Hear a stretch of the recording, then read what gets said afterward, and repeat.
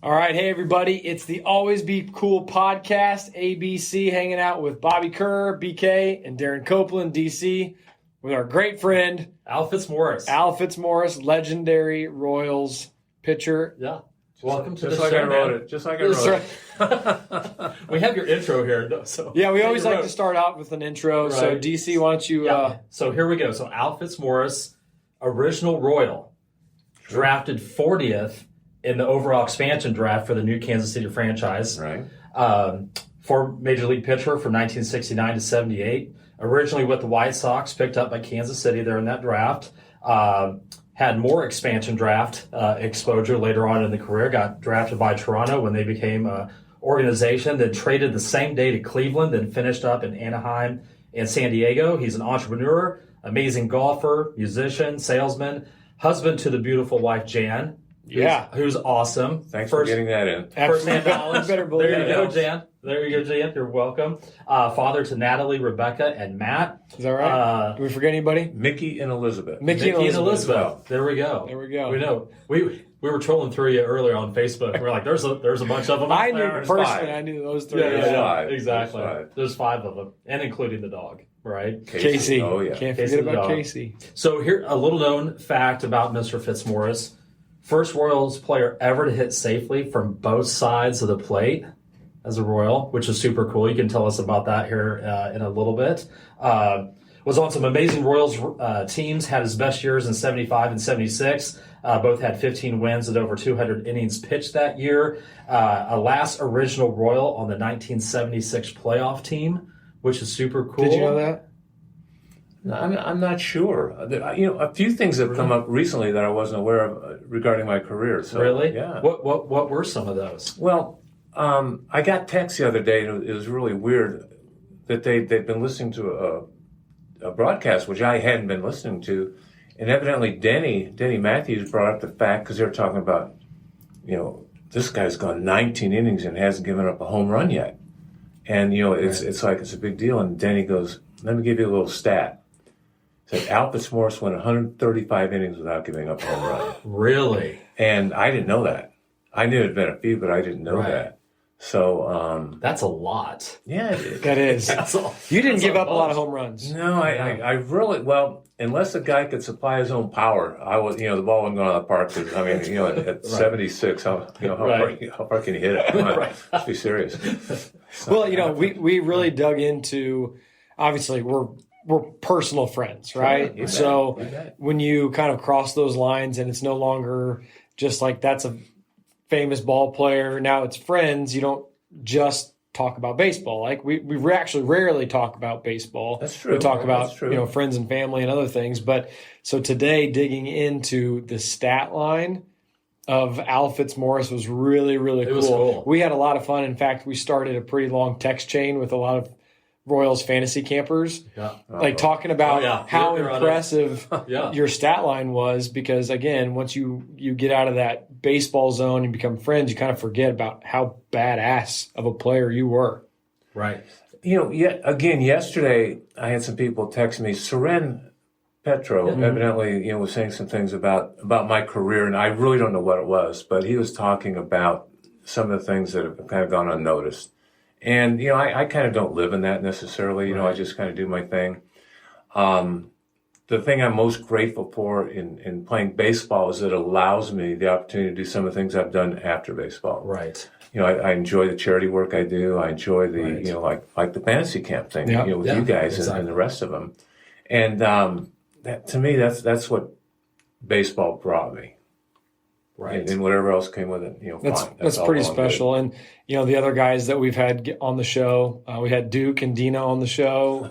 we had Les on the show, and the message was very, very similar. Yeah. It was same thing. Baseball was cool, but it's allowed my family to do X, Y, Z. Exactly. That's good. pretty special. There's reasons, without getting really philosophical about this, there's reasons you're allowed to do things.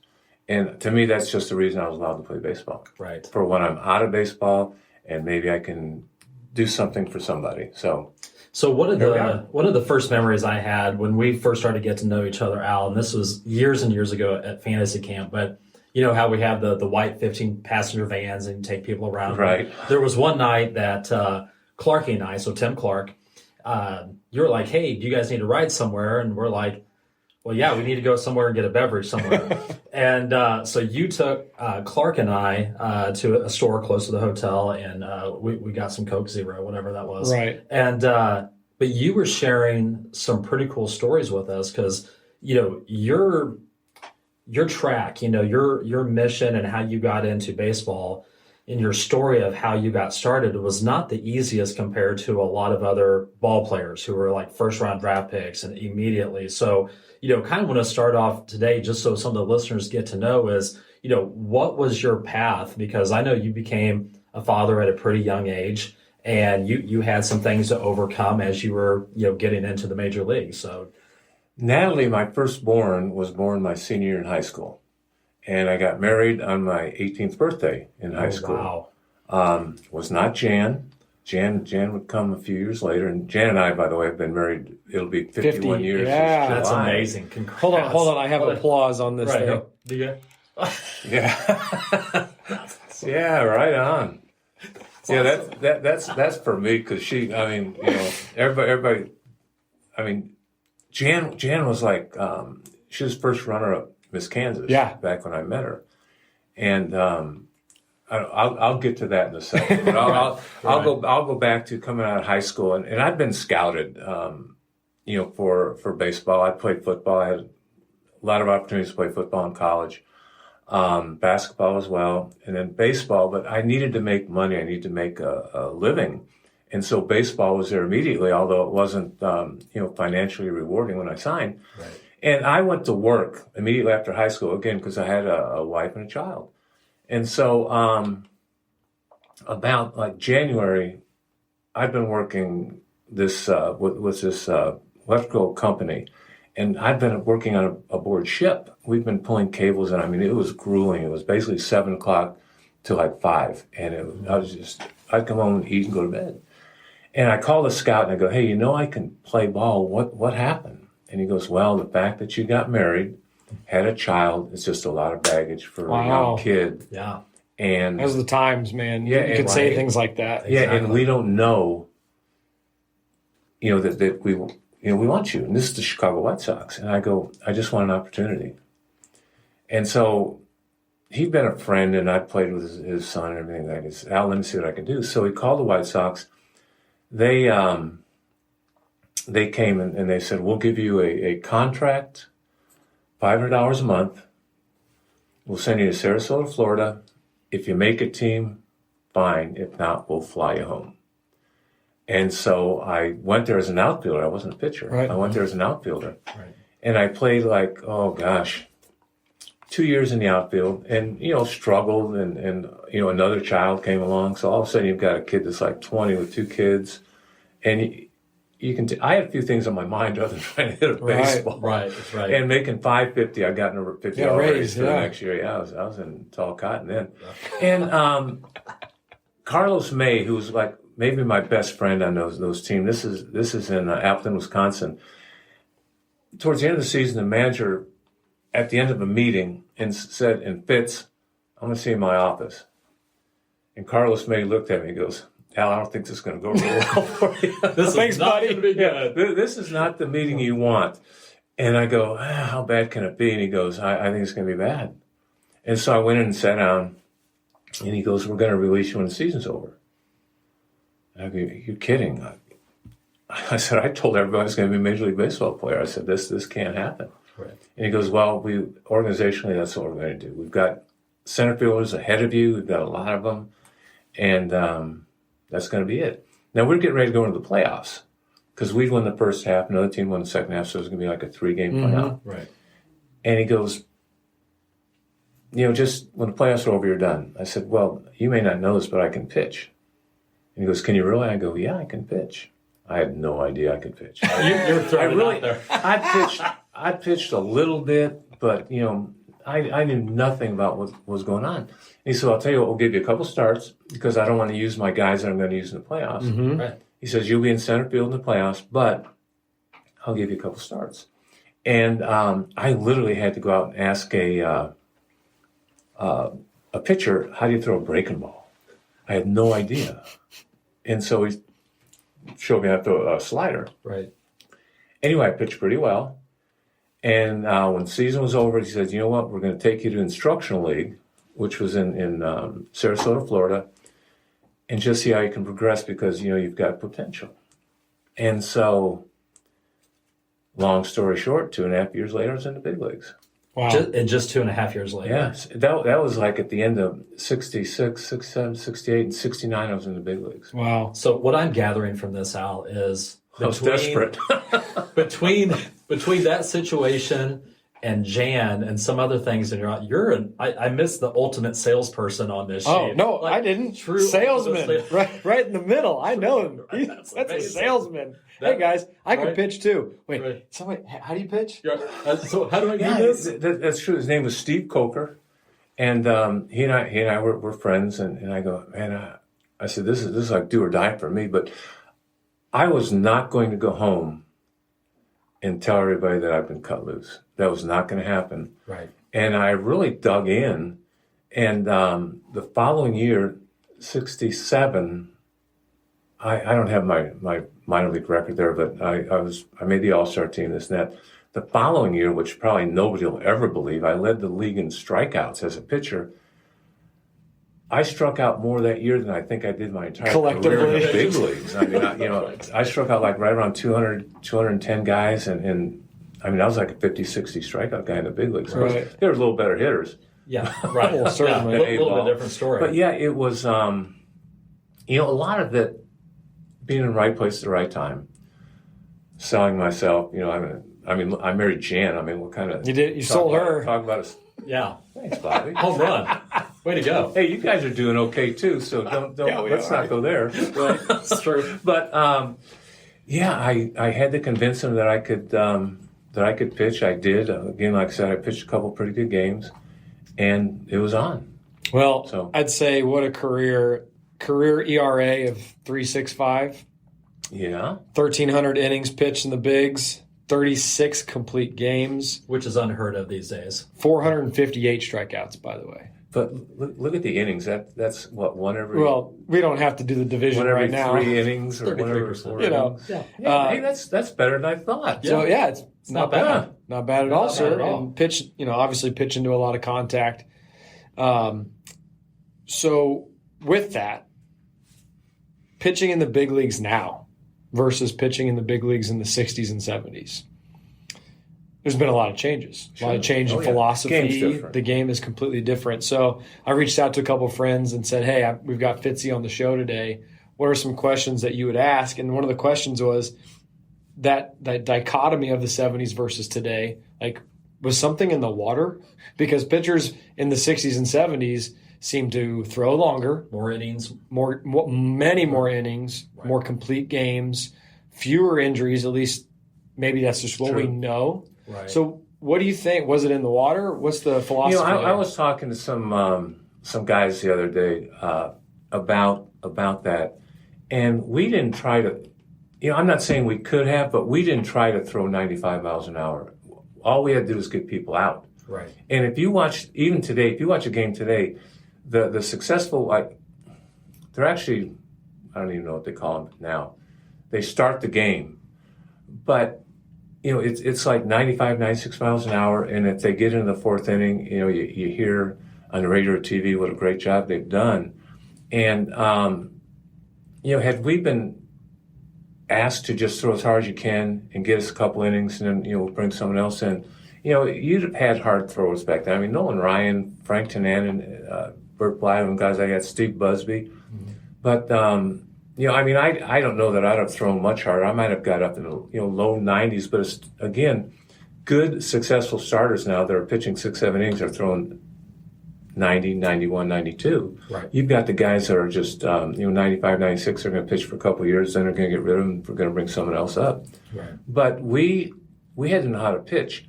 I could, to this day, you could name a hitter that I faced, and I'd tell you how to get him out. I didn't have to go in my pocket for a card that said let's see, Mike Trout, let's see, he's got some power. The spray chart. You know, we knew, we actually studied the game. We'd sit on the bench and we talk about the game. And I know they do that today too. But I'll give you an example. Jack McKeon was managing when I was playing. And I was getting ready to face Baltimore. Baltimore had some pretty good players. I mean, you know, the Robinsons, Boop Powell, guys like this. And he told me, no breaking balls. You cannot throw a breaking ball. And I go, well, Jack, what do you mean? He goes, every breaking ball you throw is going to cost you $100. Oh, my gosh. And I'm thinking, well, I'm planning on throwing at least 100, 120 pitches. 30 or 40 of them will be, you know, breaking balls. Right. It's going to add up. If I have to write a check for $4,000, Jan will leave me. So I go, okay. I said, well, you know, you're the manager. And I threw like a 2-hit shutout, fastball, changeup. And next that's game, it. Yeah, next game against Milwaukee said, Fitz, same deal. And I threw, I think, a 7-hit shutout. So I had 18 innings, no runs, total of like 9 hits.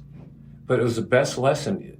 Pitching's about locating and getting hitters off balance. Mm-hmm. It still is. You watch these guys swinging over like off-speed pitches. Mm-hmm. It hasn't changed that much. What's changed is the inability for pitchers to be able to throw the ball to a location.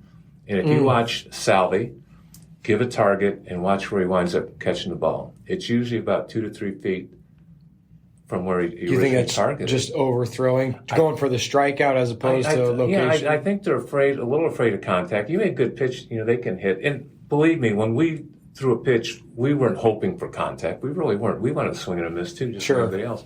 But, you know, we'd go in with a goal of lasting longer than the other starting pitching, hopefully finishing the game.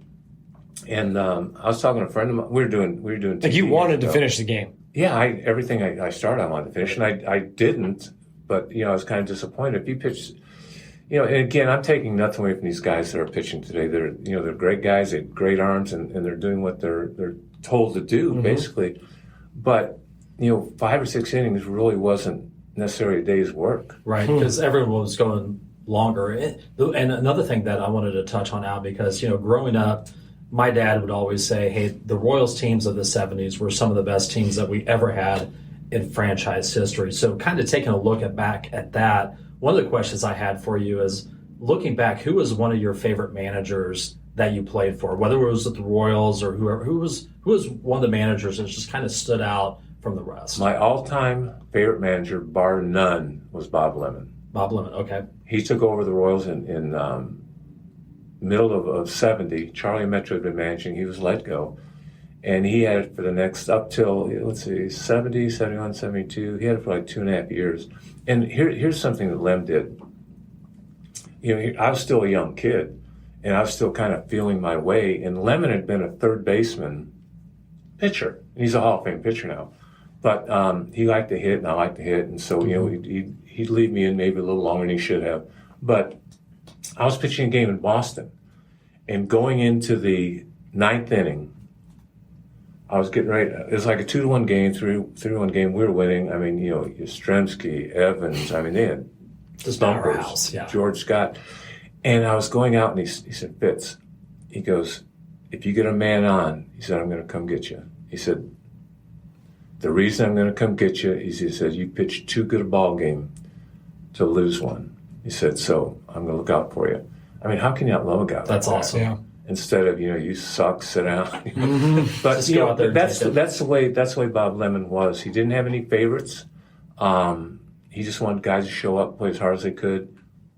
That's a good leader. See what happens. It's a sign of a good leader. Oh yeah.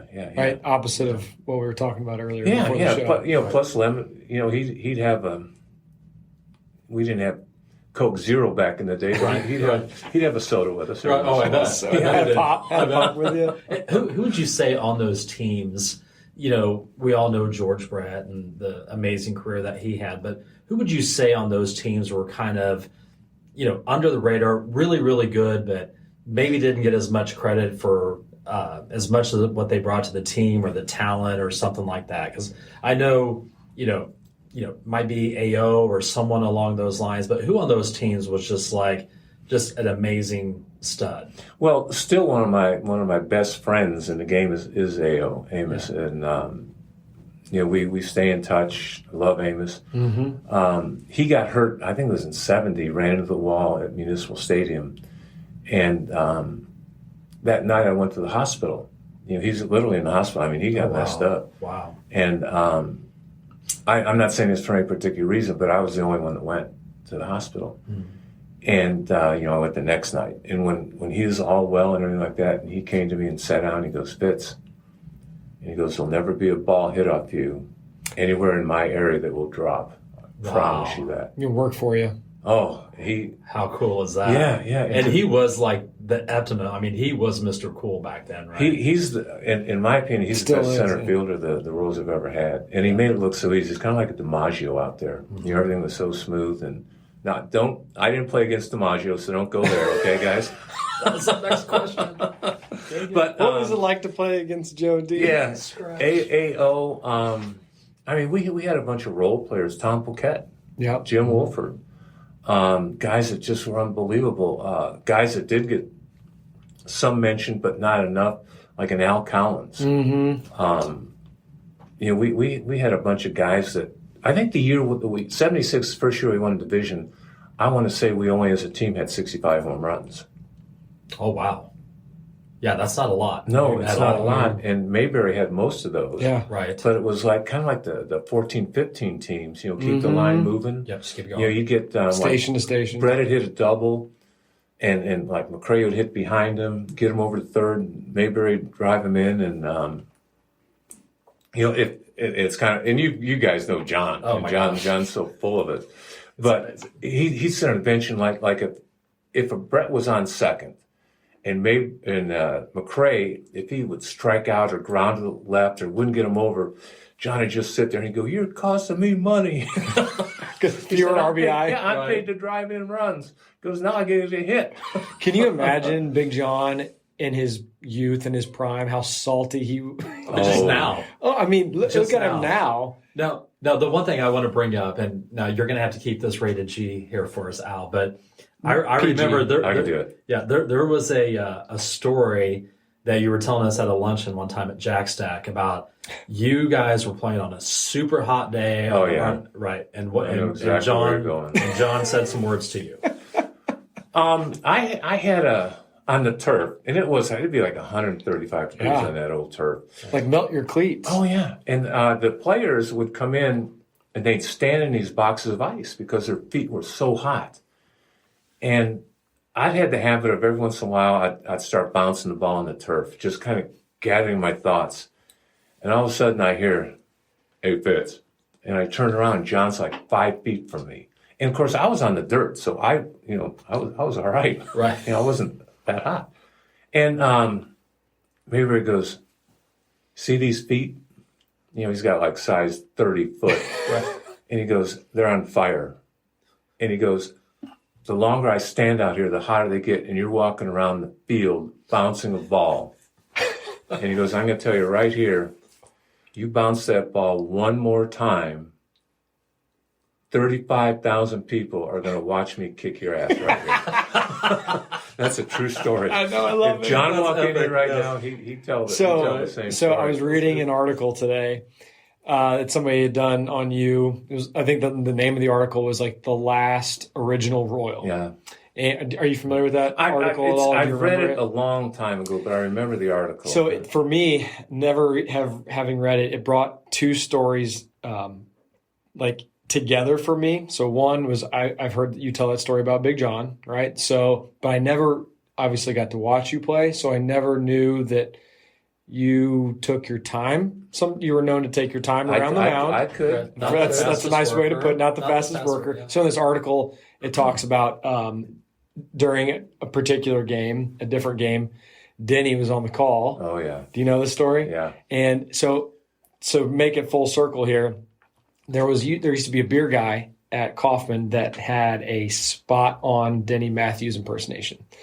Spot on. Okay. And you shut your eyes, you think it's Denny. And he used to, every time I'd go to the games, I'd call him over, I'd buy a beer from him, and I'd ask him for the impersonation. He'd say, and when he'd say something, then he'd finish it with, "And go grab some guy's nuts." and because guys, potato chips, right? Yeah, it was one of our sponsors. So anyway, there was a game where you were taking your time. Do you know this? Yeah, I almost got Denny fired. Yeah, so tell that story. But it was like, it was like, I'm going to also say that I also have, I think, I want to say 12 to 15 games under 2 hours. So it wasn't all the time. No. Most of the time I was in trouble, though. Those games took a little longer. Right. Had to take some time to figure them out. But I was taking my time, and I think he's doing a game with Bud Blattner. Okay. Who goes way back in the day. He used to actually do some of the Saturday game of the week with, I think it was Dizzy Dean maybe. But he kind of, hit the cough button and said, Denny, read a spot. Do the guy's spot. Mm-hmm. And so he said, Fitzmorris taking too much time out there. So then he goes, all right, he goes, and for those of you that are out there, if you're getting ready to go shopping, he goes, when you're walking down that aisle, he says, he said, you ladies, don't forget to grab some guy's nuts. No, he did. Yes, he did. Yeah, he did. Oh, yeah, my he did. gosh. And It's amazing. all of a sudden, cough button. And they go, you can't say that. And then he goes, how do I fix it? And they go, you can't. You don't. Just let it go. No, Just so let it go. The good part about that was that it ended up being like this celebrated thing to where enough this guy decades later, Right. beer guy, was doing impersonations that I had heard, had no idea that was the story with you. And it became like legend of Denny Matthews. Yeah. And guys actually celebrated him for it. I was going to say, It they was probably awesome. got so much, They did. publication. They probably and- sold a lot of nuts. Maybe we can. Are they still a company? I think they're still a company. We I should still probably see the sponsor chips. this show today because we're I talking still about see it the enough. potato chips on the shelf. Somebody mentioned Yeah, guys you're right. again. There you go, Bobby. You're always thinking. All right. Hey, that's our first sponsor. It is. The ABC podcast. You know what's funny, though? To this day, like when Denny Matthews does the first game of the season, to me, it's like, all right, the world is okay. Yep. The world is right. Denny's back on the The air. world is right. Yeah, he's been a friend forever and ever. Well, since 1969. Yeah. Well, I can't even imagine all the friends and people that you've met along the way that have, set you up through life. And another person I wanted to bring up, because, I'm kind of a baseball card nerd when I was a young kid. That's how I got really good at math and memorizing numbers. yeah. And lo and behold, now we're in the mortgage business, right? But just memorizing the back of baseball cards. But talk a little bit about Cedric Tallis and what he meant to the organization and the thoughts that you have on him. When you talk about Royals that got little or not nearly enough credit, Cedric Tallis may be the guy. He basically built the organization. Some of the trades he made, he got Mayberry, he got A.O., McRae. He got 3 a Hall lot of of Famers guys. right Yeah. there. Oh my gosh. He got Tony Solito over here. I'm not sure if he was still here when Kilgrew came over, but he basically put the team together, and he should be in the Kansas City Royals Hall of Fame. Hands down. Should be. I don't know. As an executive, yeah. Along with Fred White. Mm-hmm. And but those guys, I think they kind of missed the boat. But Cedric Tallis was awesome, very businesslike, very fair, very smart. We got Amos Otis for Joe Foy. We got Mayberry, I want to say for you guys, he's a sidearm pitcher.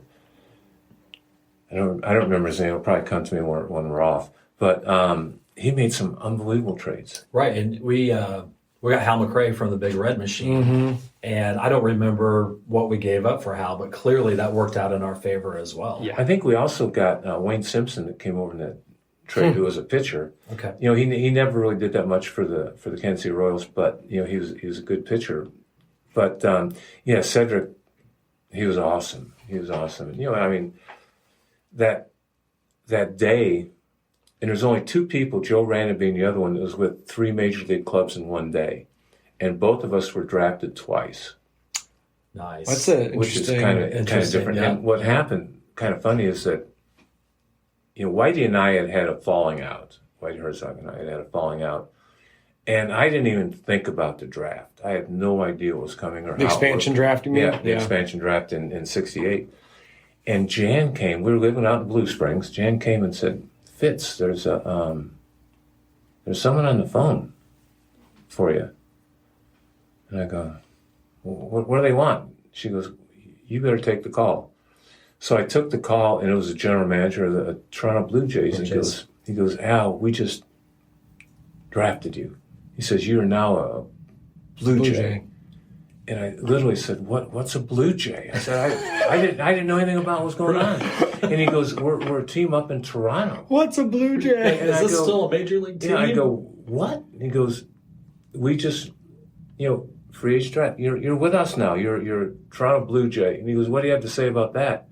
And I mean, I'd only been awake for 10 minutes, so it wasn't going to be real clear.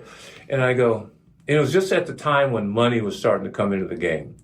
And I said, "It's going to cost you a lot of money." Because, I mean, I just averaged 15 wins a year for 3 years. Yeah. Right. I had a winning record. And he goes, why do you have to go there? Why are you saying that? Right. And I go, "Because I'm not coming there unless I'm paid a lot of money." I said, "Pure and simple." I wasn't smart enough to know the tax. I didn't know anything about the taxes, but yeah, you had to make a little more money playing Toronto. Right. So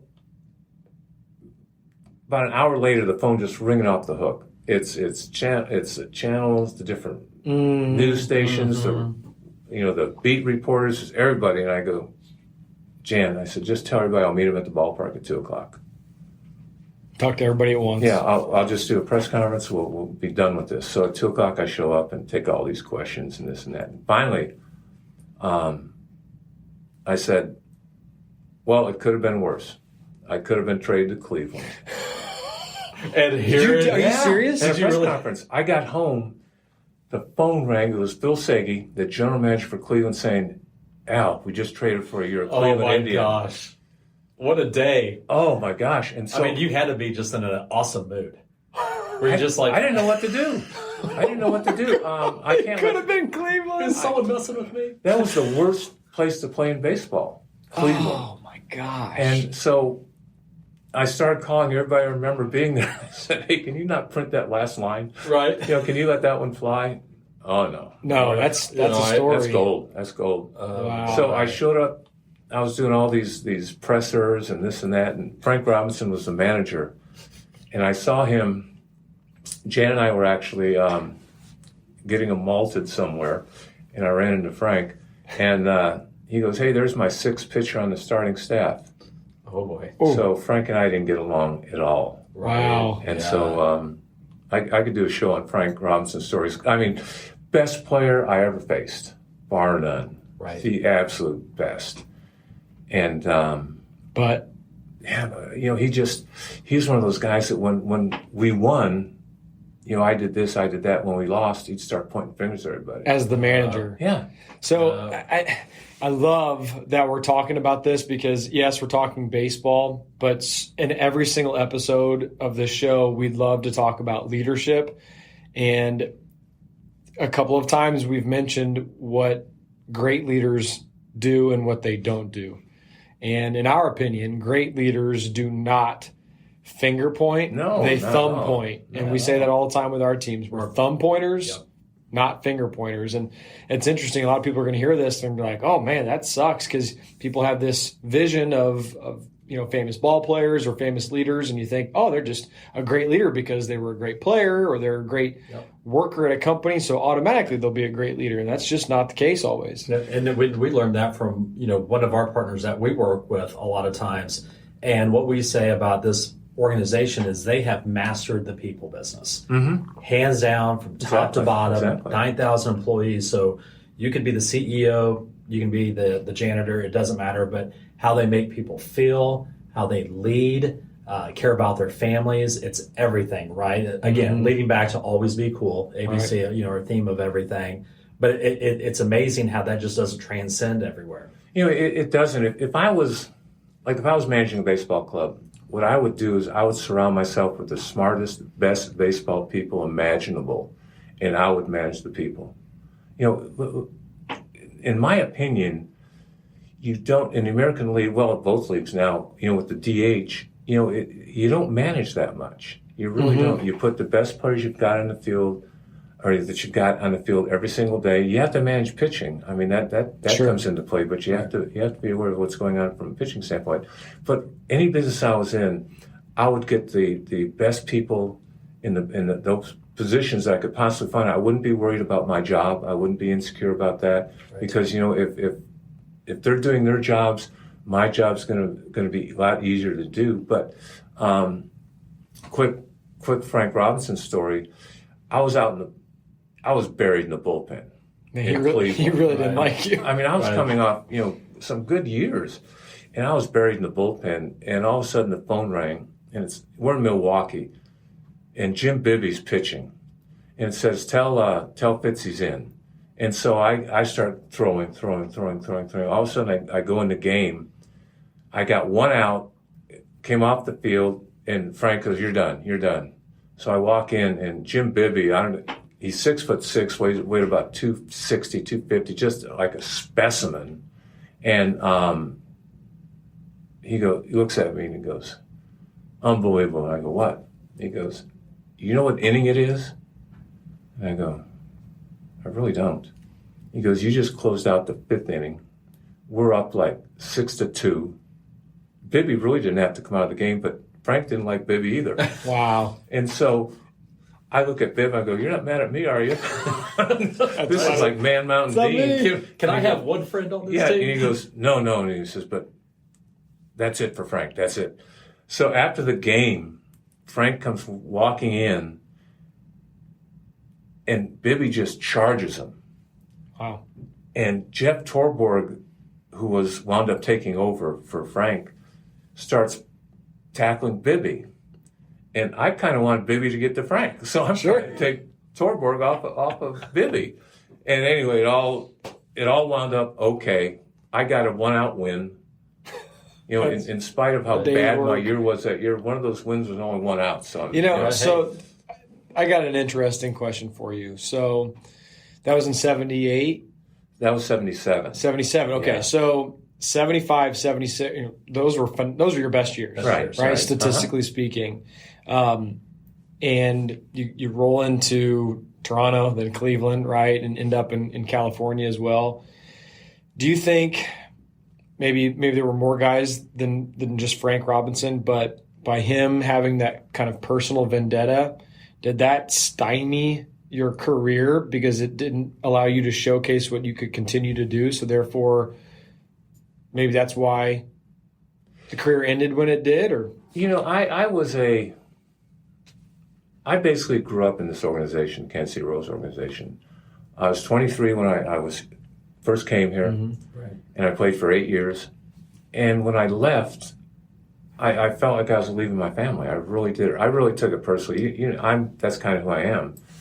And I never felt at home anywhere else. Now, when I got to the Angels, I kind of did, because there were a lot of guys that I'd known, I'd played against. But Indians back in that day had a really different take on them. They just wanted to get the game over with. Win, lose, or draw. There were about 3 or 4 of us that really wanted to win ball games. And, it was just different. But what really derailed me was, and this is a positive thing, actually, you're talking about the importance of family, is that, Jan and I had Matthew and Rebecca, and they were just approaching school age. This is in 79, I was a player coach in Hawaii. Okay. And the Padres had told me this, that if you get going, we'll bring you over here as quickly as we can. But everything was filled. And I signed her as a free agent, no money, but I'd had a pretty good year with the Angels, half a year with the Angels. And I wanted to stay there, long story, but, and I go, I don't know. And the general manager said, well, would you be interested in being the pitching coach in like 2 years? And I go, no. They go, really? I go, no. I said, in fact, I'm going home with my family. They're getting ready to start school.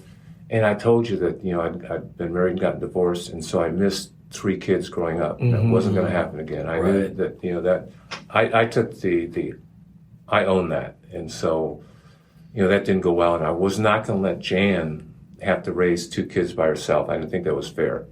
And so I said, I'm done. I'm done. And I'd known where the money was going, and I might have hung out a little longer, but I enjoyed everything about the kids. I enjoyed the PTA meetings, the church choirs, the school plays, Little League, all these different things. And you don't regret? No, not at all. I've talked to, John Wathan, he and I from San Diego. Yep. And, he missed a lot of that. And we've talked about that. I don't know if he ever mentioned it. Jamie Quirk stayed in the game and missed a lot of that. I wasn't going to miss any of that. Well, I was going to bring up Duke because when we had him in here a couple of weeks ago, he talked about that's why he really never wanted to leave Kansas City, because he was fortunate enough to where even if when he was coaching in Omaha, he was still just 3 hours away. The fact that he lived in Blue Springs. And so I think he said 6 months out of the year, he didn't miss a thing. PTA meetings, Dusty, games, Dina's games, their other brother. So absolutely, family means a lot to a lot of you guys. And I think especially for our Kansas City boys, like you said, Kansas City became your home. Mm-hmm. Well, and I think a lot of people don't really realize as a major league player, they think it's all glamorous, right? But they don't realize all the family time that you guys are missing. I mean, spring training in March, right? And then you go all the way through, and then like with you guys having, some postseason experience, I mean, your time is only a couple months, over the winter time. So it's not all glamorous. Right. Well, I've been with Cleveland, the Angels, and the Padres in like a year and a half period of time. And Jan goes, Fitz, you've got to understand, we just can't follow you wherever you go, because, Matthew will be in school, Rebecca's just a year behind. And she wasn't saying that to get me to quit. Sure. But she just explained it to me that, that's the way it's going to be. And I didn't miss, like Rebecca wound up, she's a stud. She's a softball player. She got a full ride at KU to play softball. Nice. And Matthew went to Northwest Missouri State, and then he played independent ball, and then he signed with Atlanta. But Matthew's first professional game, and he, it was kind of like me, that for whatever reason the scouts fell off of him, and he was quite a player. He's the 33rd leading hitter in the country at a D2 school, and we fully expected him to get drafted. It didn't happen, but Richmond, Indiana, independent team picked him up, and so his first game, and I mean he's kind of like I was. I'd never been away from home when I finally went to play ball. I'd never ever been away from home ever.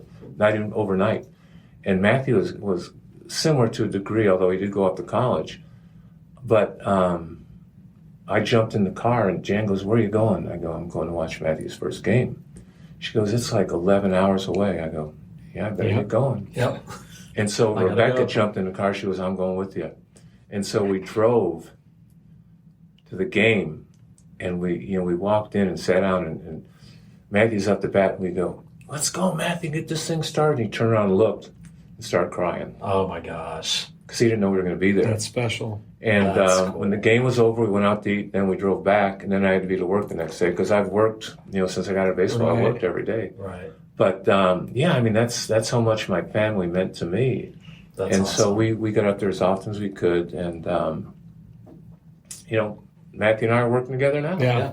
Matt's a great guy. And you know what? As a son, that's something that you never forget. Yeah. Well, we've worked together probably for about 25 years at different things. Right now, I'm going to throw a plug in there. We've got a roofing company, Building Trades Construction, and Matthew got it up and running. And I mean, it's been in existence, but he took over the roofing portion of it that we're gonna keep going.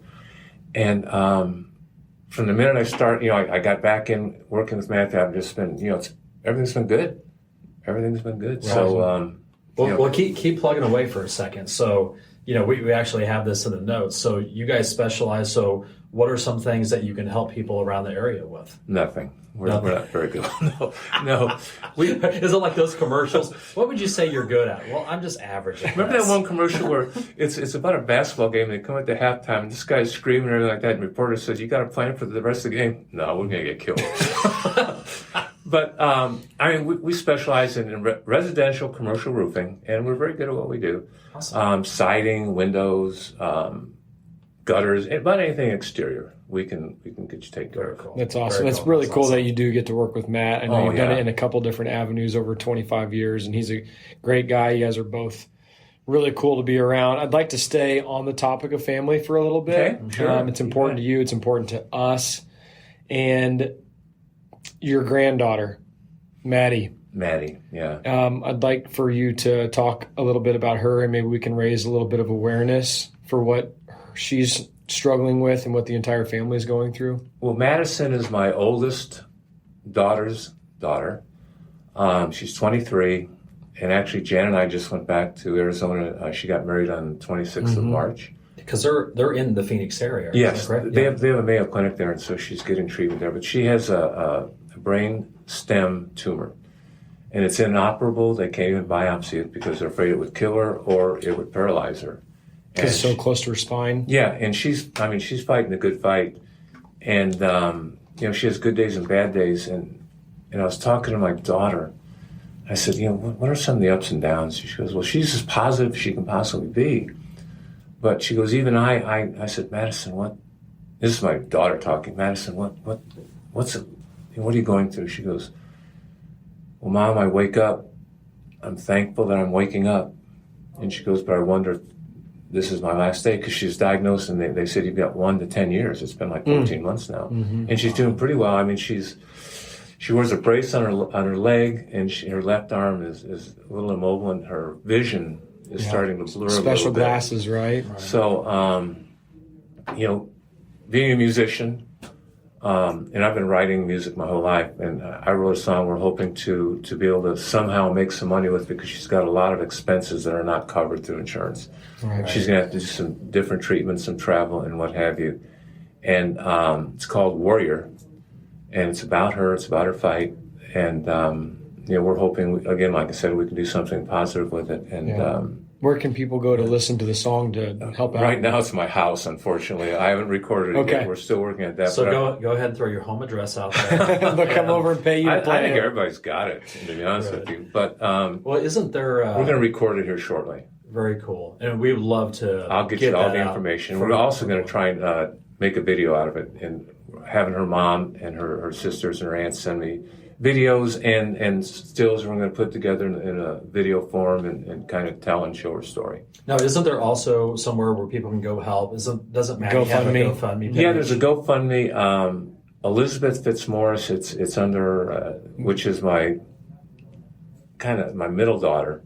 She has a GoFundMe. Maddie's aunt. Right? Yeah, Maddie's aunt. A GoFundMe out there that, gosh, if anybody can help, that'd be awesome. But more, as much as that, we're looking for all the prayer warriors out there to pray, because, right now, that's kind of what we've gotten. The thing about medicine is that there's such leaps in being taken with medicine, things that, like 2 years ago, even, and I'm not saying it's a vaccine, but, they can kind of, with the COVID situation, they can kind of, keep you from having serious reactions to it. That's kind of what the shot does. But that happened in a relatively short period of time. So we're hoping that, some things will happen that can help Maddie out. I think Maddie's Miracle is what the GoFundMe, that's Matty, Matty. Yeah. Right.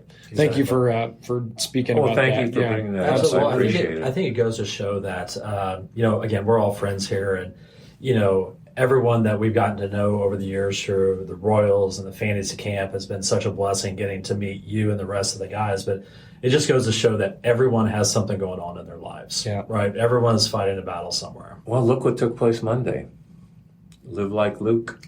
Yeah, exactly. Brian Brissett's son, which is one of the most tragic stories I've ever heard in my life. And we playing this golf tournament every year. It's been, I think this is the 5th year, and they show the video of Luke growing up, and I mean, it kind of messes me up. I'm also at the point where I'm going to stay outside till the little film's over. But and Ryan, he posted something about like friends forever. All of us. That's what happens. We were just talking about not too long ago, but, we've been, in this realm of being exposed to Royals fantasy camp and really, truly making some of the best friends that we have in life. And now we're getting to the point, we're going to funerals together.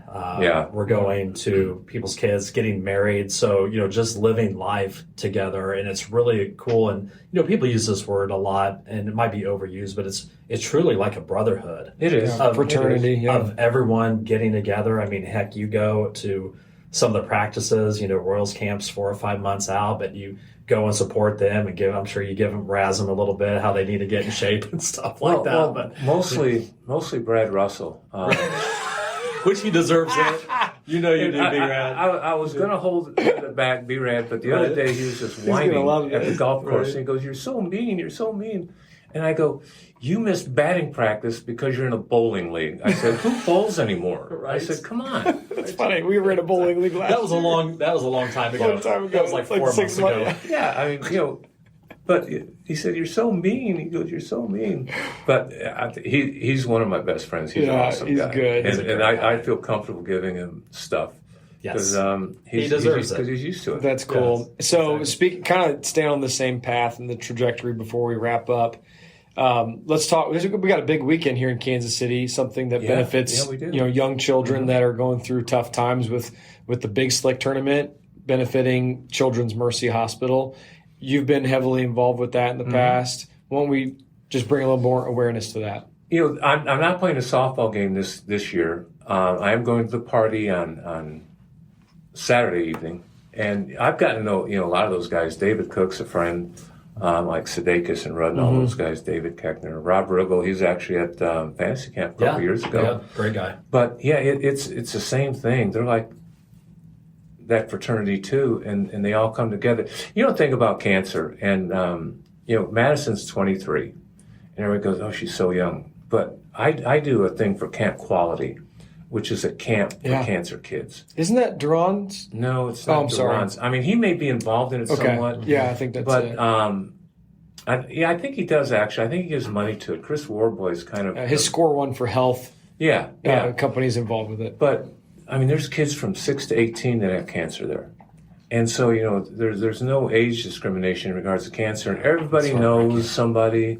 Everybody's had it in their family. We're not feeling sorry for ourselves because of this situation, but aware that it's all around. It's all around, and anything you can do to help anything or anybody.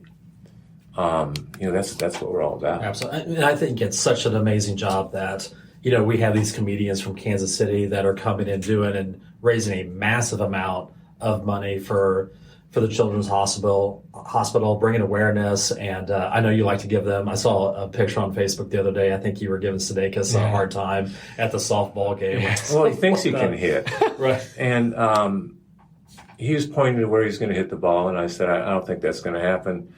But he goes, you pitching it? I go, yeah. And he goes, it'll happen. It'll happen. Mm-hmm. And then Mahomes took me to the warning track on the big field. Wow. Kelsey, listen to this. 4 or 5 years ago, Kelsey was going to play. And he goes, Fitz, he goes, lay a ball in there for me.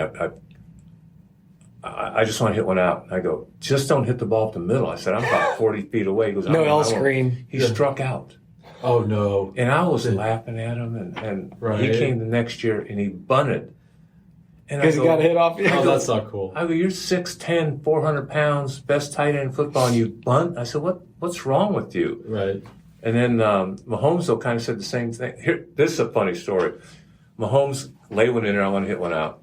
And I was getting ready to pitch. And I looked to my right, and Selena Gomez is standing on third base with a glove. And I got halfway there and I stopped. I was just I'm looking around. I mean, these are kind of cool people. Right. And I walk over there and Paul Rudd comes over and goes, Fitz, what's wrong? I go, she can't be here. And she goes, I was told to play third base. I go, yeah, but she's going to die. You don't play it there. I said, see this guy up there that's getting ready to hit? She's standing on the bag. I said, he's maybe the best athlete in the United States. And I said, he could literally kill you. Oh, my gosh. And she goes, where do I go then? And Rudd goes, how about in that dugout over there? Yes. Sorry, Selena. So she walked off the field, but and then Patrick commenced to hitting one out. That's fantastic. Yeah, I'm so happy he did. I mean, that's a great Kansas City story. I remember when he did that. And they show it all the time. That's awesome. Yeah. That's awesome. It's a fun time. So as we get close to wrapping up here, what would you say, what would be one of your favorite Royal stories looking back that you can share with the audience? What would be like a really cool story that the audience would like to hear? Well, years ago, Paul Shaw was one of my best friends for a lot of years. And he was playing third base. And Frank Howard was, I think, 6'7", 6'8", 6'7", something like that, and tremendous power. And he'd already hit a triple and he couldn't run at all. Triple to hit this is in the old ballpark. Okay. They hit the right center field fence and ricocheted all the way over to the left field. Pinella picked it up and just tossed it, and Frank was on third base. Next time up, he hit a ball up in the transformer. Oh my gosh. In left center field, which had Like the natural? Oh, it was unbelievable. Unbelievable. And I was still in the game. I mean, it was still like a 2-1 game. Third time up, look over and Paul Shaw playing third base is walking to me. And I go, I was a rookie. And he played in the league a little bit. And I go, it's about time I could use a little help. I said, what do you got for me? He said, I don't have anything for you. He says, what I'm trying to do, he said, whatever you do, don't pitch him inside. He said, So I'm only 90 here. feet away. Right? I said, he'll kill me. That's But awesome. That's awesome. We just had good times. Once the game started, I mean, it was all serious. We didn't hug people on the other team and talk to them. Right, you were the we were best there friends. to beat them. We were there to beat them. Right. Afterwards, you might see them out for dinner or something like that. That's fine. But once the game started, it was literally game on, and you saw, we got in a few fights. Right. Sure. Is that we've had other guys tell us that fantasy camp, that's why fantasy camp is special for the alumni and not just for the campers like us, is that you get a little bit of that camaraderie, cards in the clubhouse, having a pop, right? Having a couple of beers afterwards. Telling the fish stories. Tell them the stories. Is that what it's like for the alumni? You get a little taste of it again? It really is. We, Amos Otis, Frank White, John Mabry, and myself, we go out and we do almost like stand-up comedy. And we'll be on stage, and it's a fundraiser. We raise money for groups. And the stories start, and I start laughing. I mean, Right. When Mayberry and Willie get going at each other, and then Frank, and then I'll throw some things in. But it's all about, we'd go out together at night, we'd locker together, we'd stay, talk about the game afterwards. We were on a bus one time, we were going, I don't know where we were going, but Hal McRae had come over, and all the talk had been about, he's with Big Red Machine. Mm-hmm. Hal McRae's going to hit 300, it's going to help teach his team how to win. Hal was hitting like 160. And we're on the bus, and Mayberry, Mayberry used to sit in the very back seat of the bus and hold court. He just started had telling everybody rolling. story after story. Yeah. And all of a sudden, John goes, Hal McRae. He said, Mac, thanks for the help. and Mac kind of looked back, and he goes, yep, Hal McRae's coming over to teach us how to hit 160. That's what you're teaching us to do. He goes, you might as well have kept your butt in Cincinnati. He goes, we got plenty of guys around here hitting 160. Oh my gosh. And he just John just starts rolling. It just keeps going. And Well, is it quiet when that happens, or is everybody rolling? we're laughing. Okay. And we knew John. We knew this was going to happen eventually. John wasn't going to let it get away. And Mac goes, John, that's enough. He said, that's what I say, Mac. That's enough. Why don't you go back to Cincinnati? He said, why don't you give us back? He said, I didn't even know who we gave for you, but we'd rather have him back. Oh, my gosh. And so it kept. Wow. And finally, Mac goes, John? And he goes, you're a foot taller than I am.